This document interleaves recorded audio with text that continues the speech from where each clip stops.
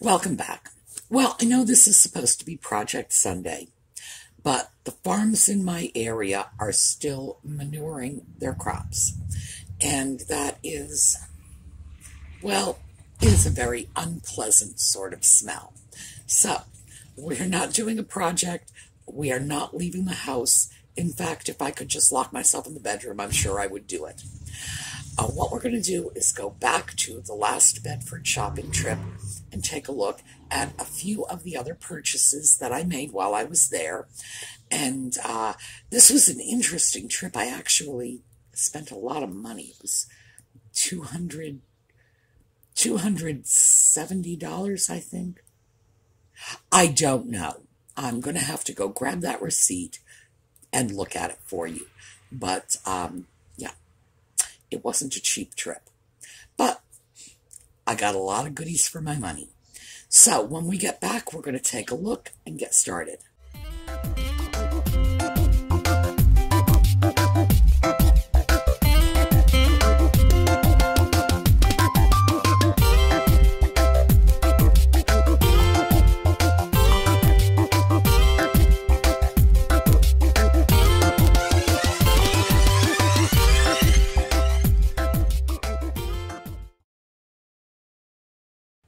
Okay, the first piece I have to show you is not a shopping piece. It wasn't for sale. I didn't buy it. It's an idea piece. And I walked past a little booth and I happened to notice a very pretty little piece of porcelain that I'm sure was probably originally meant to be a toothpick holder or possibly even a cigarette holder, because they used to have those back in the 50s and 60s when smoking, well, half the households in America smoked, and you put out cigarettes on your coffee table the same way you put out peanuts or mints. So let's take a look at how they use this piece. Well, look at this little piece. So cute. It's holding the cards for the owner of this booth. It's not for sale. But it did occur to me when I saw it and went over and said, ooh, I want to buy that, and I can't. It did occur to me that I need to keep this in mind because a lot of little odd porcelain containers like this are available out there. And the truth is, most of them would make great business card holders, but I had never thought of that before. My goodness. I thought that was too darn cute, and I thought I would share it with you because it has occurred to me that a great many of the little porcelain holders, if you will, just as a generic category, a lot of these would work really well for business cards. And, you know, a beautiful little porcelain plate can hold your business cards, a toothpick holder like that, you know, a teacup. Anyway, I just thought I would share that just as an idea in the back of your head. So in case you ever run into a piece like this and you have your business cards sitting on your desk in the office, yeah, a $2 toothpick holder is going to make a really nifty business card holder. All right, after that, I went straight over to one of Paul's little cubbies. And this is a beautiful little oak display cabinet.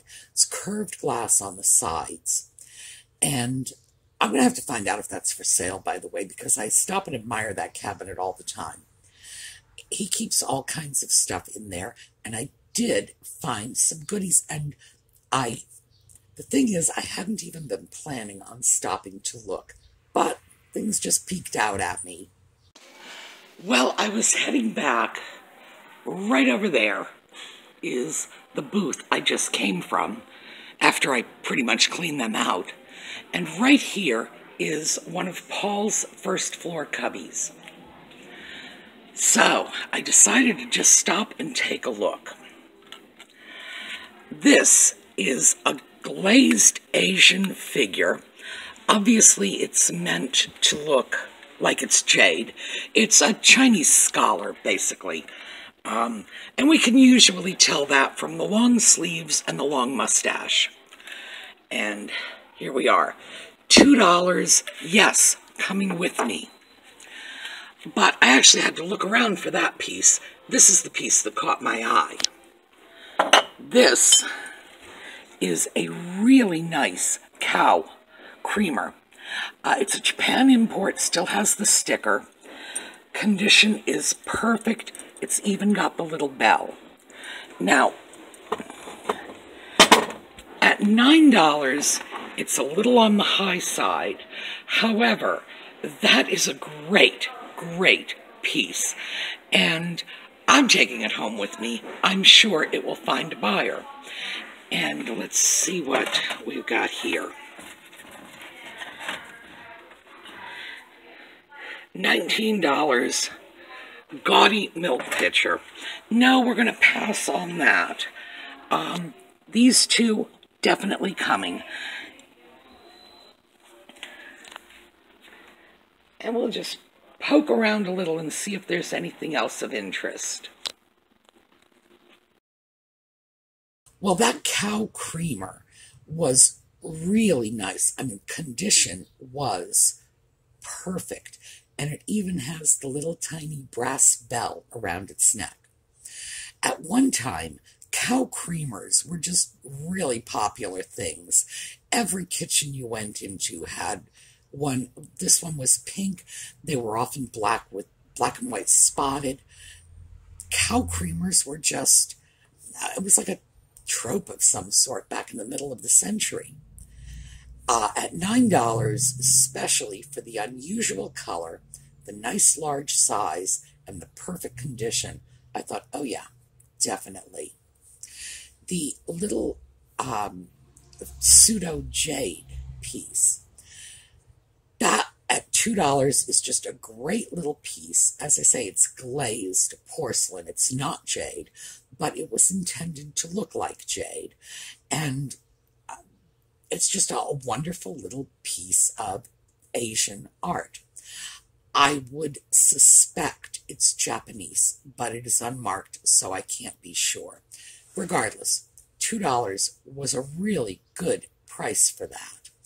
And then I decided to poke around in the cabinet a little more, because there was a lot of stuff in there, and I wanted to make sure I poked through sufficiently so that I wasn't leaving any goodies behind.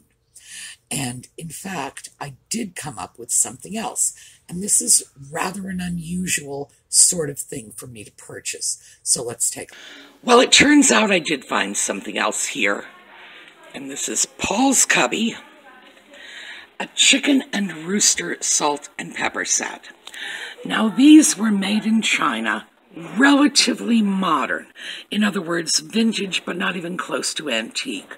However, $5, now let me just get my hand in there so you can see the size we're talking. And the colors are so bright and vibrant and I just like them. And I'm pretty sure someone else will too. So for $5, you bet they are coming home with me. Salt and peppers, chicken and rooster. All right. Now, I know you're thinking, why would I consider that unusual? I buy salt and pepper shakers all the time. The reason it's a little unusual is these pieces are reasonably modern. They're probably 25 to 30 years old, from China. And I try not to get into things that are quite that new. Usually when I'm looking at vintage, I'm looking at pre-1970s vintage, mid-century things, and earlier. But those were just, boy, the colors just sort of jumped out at me. And I liked the shape of the pieces. I liked the design with the little chicken and rooster feathers all over the place. I thought they were very pretty.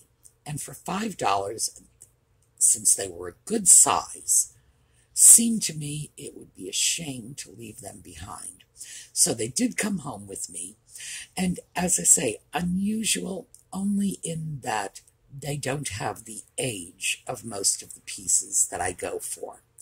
But still, remarkably pretty little pieces, and they'll find a home somewhere. People do like birds. Next up, okay, there's a little booth in the back of Bedford, and it's two booths. I don't know if they're connected, if they're owned by the same person.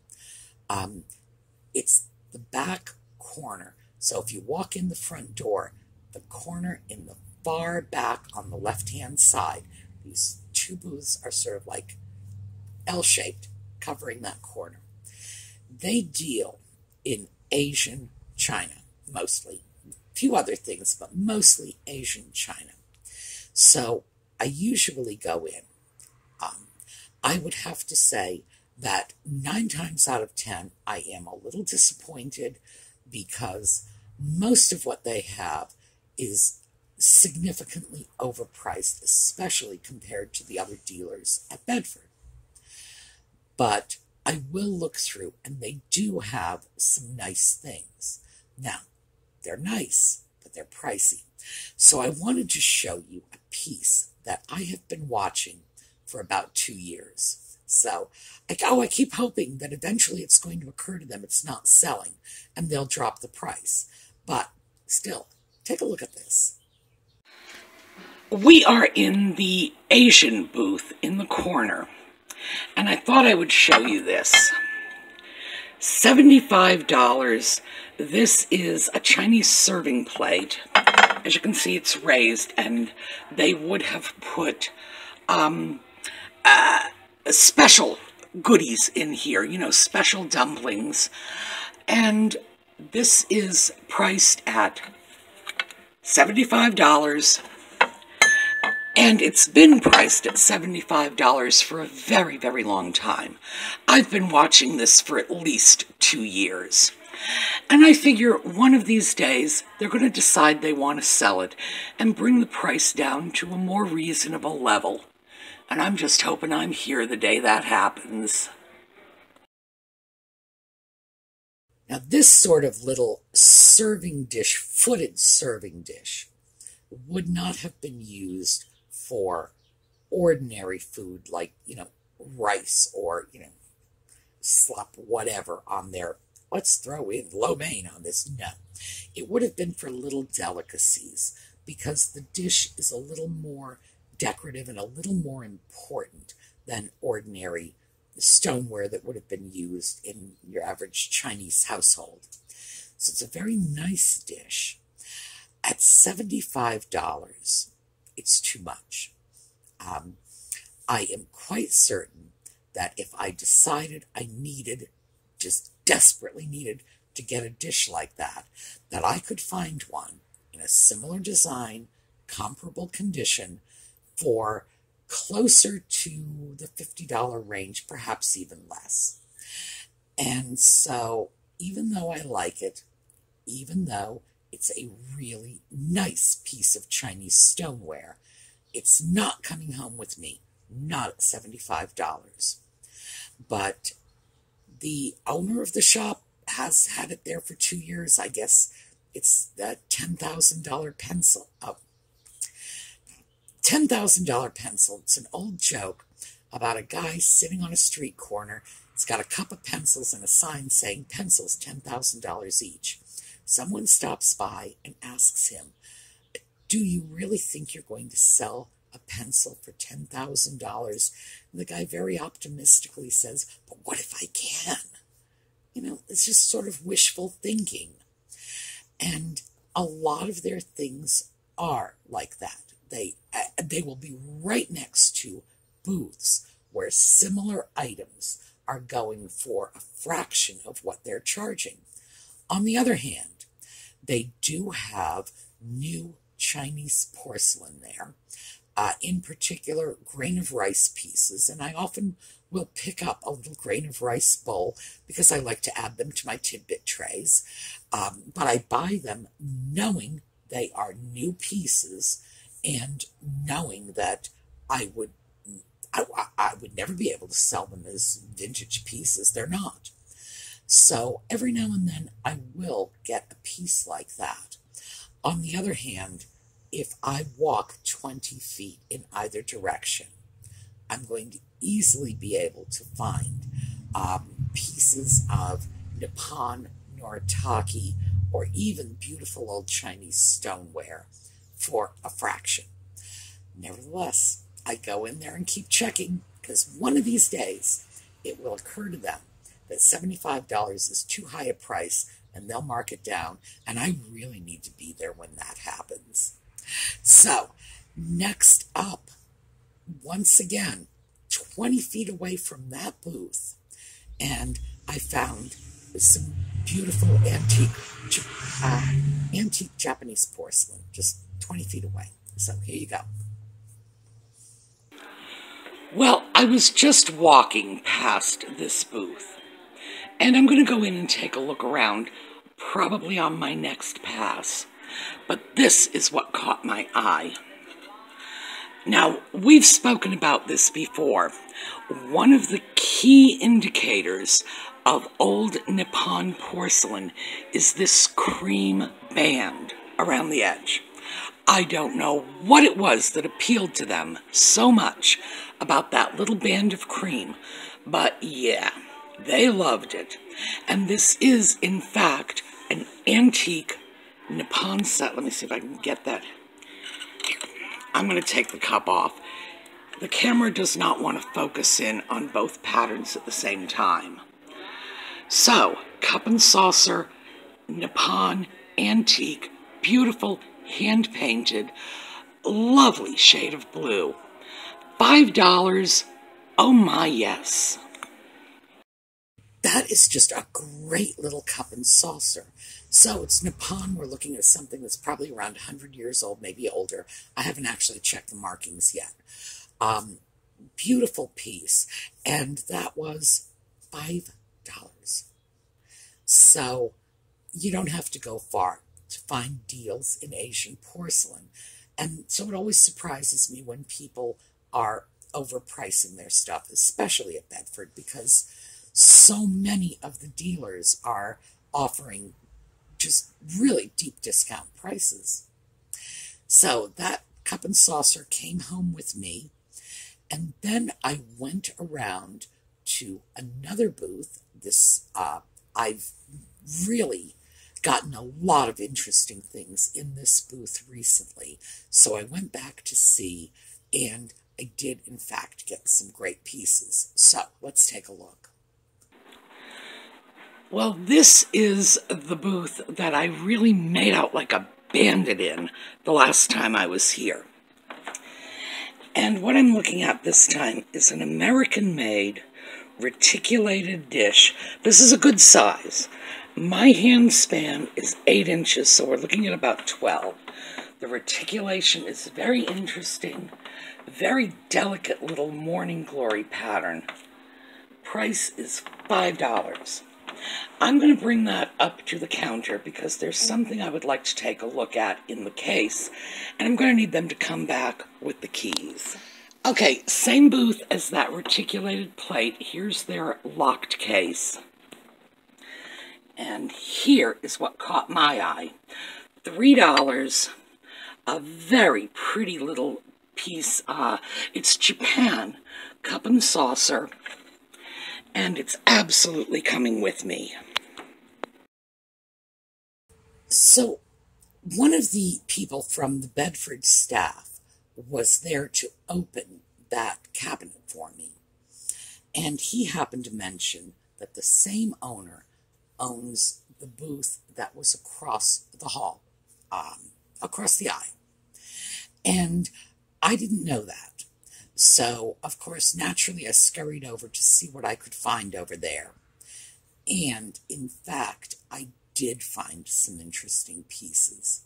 So, let's take a look at what I grabbed there. This little booth in the far back corner belongs to the same people who own the booth right over there, which is where I was just shopping. And the Bedford staff very kindly pointed that out to me, as they know I'm pretty interested in their stuff. So, let's start with what we got here. This is a beautiful hand-painted Mieto plate. It's the traditional Noritake design, but we discussed that. The Mieto company was founded by artisans from the Noritake company. It's $2, and what I like about this, besides the wonderful price, is the color combination is really different and interesting. It's definitely more on the yellow-green side than the blue-green side, which is what you usually see. So, $2, oh yes. And then I saw this. This is a lusterware piece. It's from Chicago, made in the U.S. Now, it's from a tankard company. I'm not sure that's actually a tankard. It's got a spout. And I really don't see anyone drinking out of this. Now, looking at this, I would say we are looking at approximately 14 inches tall. Now, yes, this is going to be a beast to pack and ship, but if someone wants this, they're going to want it. So, very, very nice piece, and the price is $6. So for $6, it's worth it, even if it costs me a little more than usual for the packing and shipping. All right, same booth. There's the Mieto plate and that large tankard/pitcher, and I was just about to pack up my goodies and get out of this booth when I saw this. $5. It's a little figurine of a geisha playing a samisen, and it is unmarked. There's the remnants of a sticker. I don't know if you can see that little brown spot on the bottom. The Japanese import companies frequently used stickers, so it may be a Japanese import, but I really can't say for sure. And it's bisque, and the Japanese didn't do a lot of work in bisque. So, is it Japanese? You know, my gut says no. But still, it's a very pretty piece, nice little figurine. For $5, I'm going to take a chance on it.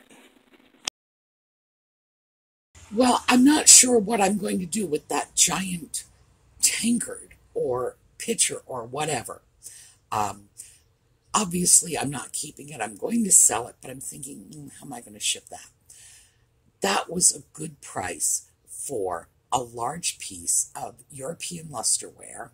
And, oh wait, I'm sorry, I can't say that for sure. I don't know if it was European. I'll have to check the marking. European style lusterware, let me say that. And then I got a couple of nice little Asian pieces too. So, I have to say, not at all disappointed, and I'm glad to learn about this connection between the two booths, because I do get good deals there, and it's I'm getting better deals there now than I have in the past. So, and I don't know what that means.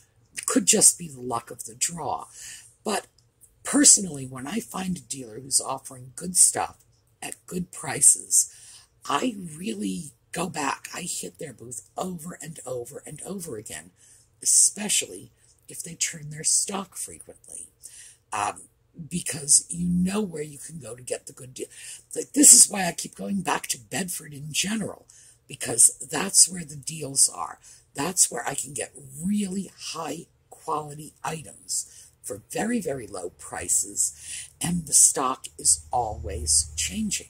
So when I see individual dealers who have great items, good prices, and they turn their stock frequently, oh, I am just ready to follow them home. All right, so that is it for today. I hope to see you next week. We're going to be doing Just Chatting on Thursday nights, and we go right back into our shopping videos on Friday mornings. We have a new slideshow on the way out today. So have a terrific day, and I will see you all next time.